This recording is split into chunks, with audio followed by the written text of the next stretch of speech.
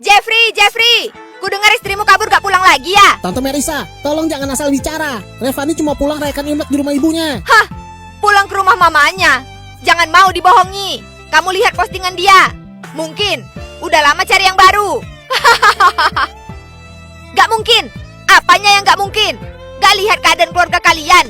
Uang gak punya, orangnya cacat pula. Mana ada yang mau hidup dengannya? Kamu! Kak, apa jangan-jangan Revani selama ini batasi postingan? Membatasi? Aku rasa si kontakmu udah dihapus. Kamu coba telepon Revani. Oke.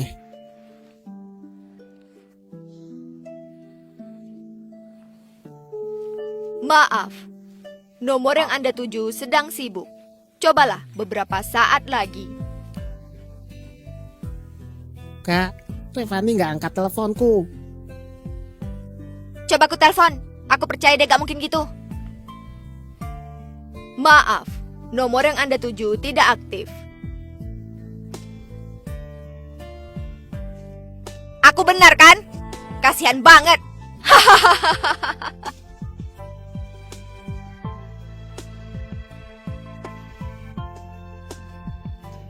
Jeffrey, Kakak, nggak apa-apa. Aku pergi jalan-jalan dulu.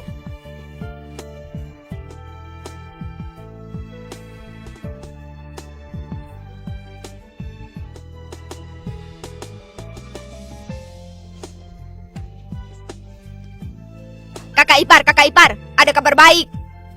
Kabar baik apa, Merisa? Waktu istri Jeffrey datang, aku udah bilang kan, dia nggak akan bertahan lama. Kamu nggak percaya? Kali ini beneran pergi, nggak balik lagi. Yang benar. Takutnya dia udah ketemu yang baru. Anggi dan Jeffrey begitu baik padanya. Siapa yang tahu? Dunia sekarang itu kalau cuma baik aja apa gunanya? Kalau nggak ada uang pasti kabur. Namanya perempuan realistis. Benar.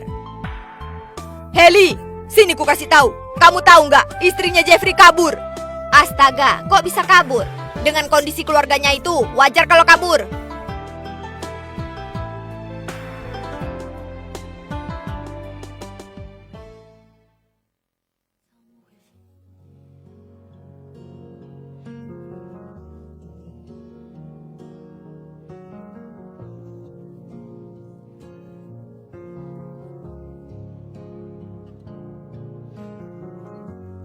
Kamu Jeffrey ya? Iya. Kamu Revani ya? Iya, benar. Bye-bye.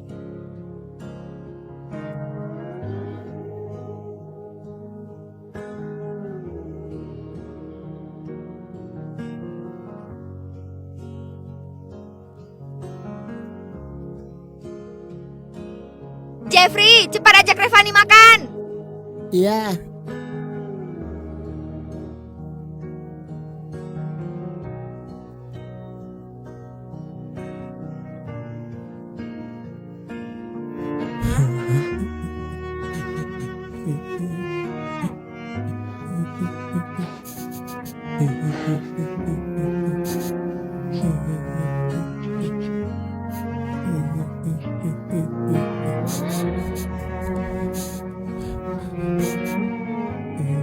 Jeffrey,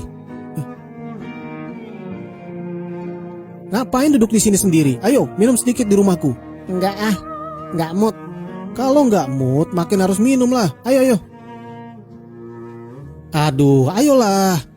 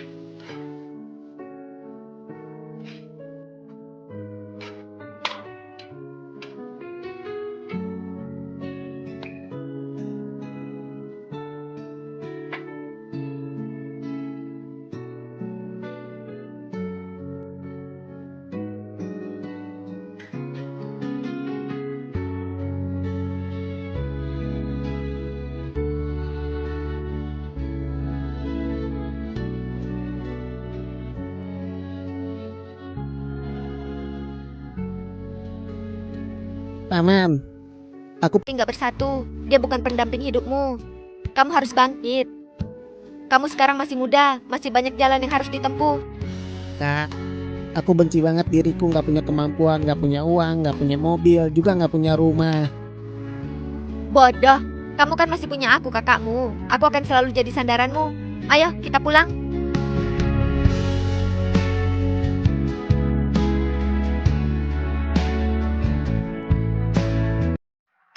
Kanggi, boleh nggak aku tinggal semalam di rumahmu?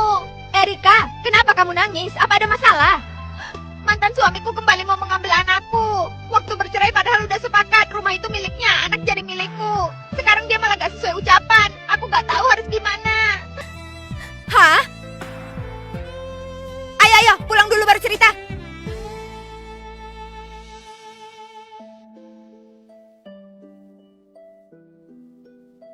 Jeffrey, ajak Jovin keluar main ya. Oke, Ini Erika, minum dulu. Jovin, ayo paman ajak beli mainan. Oke.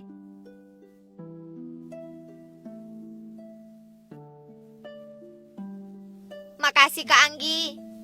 Erika, kamu sekarang masih muda. Tiap hari gendong anak kemana-mana juga nggak baik.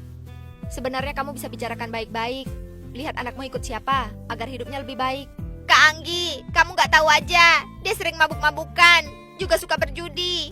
Urusan di rumah, dia sama sekali gak peduli. Sekarang anakku masih kecil, aku gak tenang kalau ikut dia. Terus kalau kamu sembunyi tiap hari begini juga bukan solusi. Keluargamu tahu nggak? Anak perempuan yang udah menikah bukan lagi bagian keluarga. Sekarang pulang ke rumah orang tua udah jadi tamu. Lagian orang tuaku udah tua, tubuhnya udah gak sehat. Aku gak mau mereka mengkhawatirkan urusanku lagi. Jangan nangis, kita perlahan cari solusi. Semua bilang menikah jauh itu seperti bertaruh. Aku malah kalah habis-habisan. Ini Jovin, paman belikan kamu mainan. Paman, aku cuma mau satu. Kata mama jangan buang-buang uang. Oke, ini.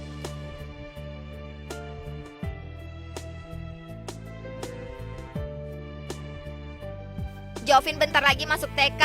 Mantan suamiku bilang, aku gak punya penghasilan, gak bisa berikan Jovin kehidupan yang baik. Jadi dia datang menjemput Jovin. Benar juga, seorang wanita gak punya kerjaan dan gak mandiri secara finansial. Setelah bercerai, anak pun gak bisa ikut kita. Gimana pun, aku pasti akan bawa anakku bersamaku. Walaupun aku gak makan gak minum, aku gak akan buat dia kelaparan. Gimana kalau kamu cari kerjaan? Kalau ada penghasilan, hidup Jovin jadi terjamin. Kalian juga gak perlu berpisah. Jangan terlalu menekan diri sendiri. Gak ada rintangan yang gak bisa dilalui. Aku masak dulu ya. Oke. Jovin, paman belikan kamu mainan, kamu suka nggak? Suka. Wah, Jeffrey, istrimu baru beberapa hari kabur. Kamu udah jadian dengan Erika? Tante Merisa, tolong jangan asal bicara. Hah, asal bicara. Kalau kamu gak jadi dengannya, masa bawa anaknya beli mainan? Tante Merisa, jangan kira orang tuaku nggak ada yang pedulikan aku dan kakakku. Jadi kamu terus-terusan menghina kami. Hal-hal sebelumnya nggak akan aku permasalahkan. Kalau kamu berani asal nyebar omongan, percaya atau tidak akan kurobek mulutmu itu. Hah, orang miskin emang emosian. Gak heran istrimu kabur, memang pantas. Jovin, ayo pulang. Oke.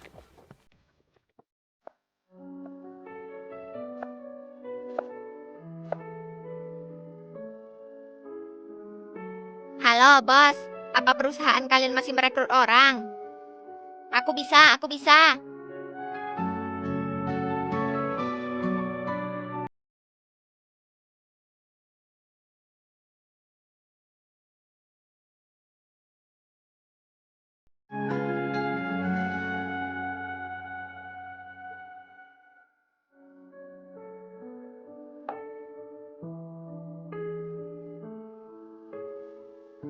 Jovin, ayo makan ini. Erika, kamu makan yang banyak. Kak Anggi, kamu benar. Seorang wanita, kalau nggak ada pekerjaan, nggak punya sumber keuangan, nggak peduli seberapa baik pun, seberapa bisa mengurus rumah di mata orang, tetap aja cuma wanita yang cuma bisa mencuci dan memasak. Bagus kalau kamu paham. Tadi aku udah dapat kerjaan. Setelah makan aku mau beres-beres. Besok udah mulai bekerja. Demi anak, aku bersedia melakukan apapun. Erika, Ini aku ada 500.000, kamu peganglah. Baru mulai kerja, banyak butuh uang. Kak Anggi, aku gak bisa terima uangmu. Erika, terima sajalah. Dan juga, nanti kalau Jovin libur, ajak ke sini aja. Aku yang ngurus dia. Jeffrey, Kak Anggi, terima kasih. Gak perlu makasih, cepat makanlah. Kak Anggi, uangmu secepatnya akan kuganti setelah aku gajian. Gak apa-apa, Erika, kedepannya pasti membaik. Walaupun hidup sekarang sulit. Tapi kamu harus percaya, hari-hari buruk pasti akan berlalu.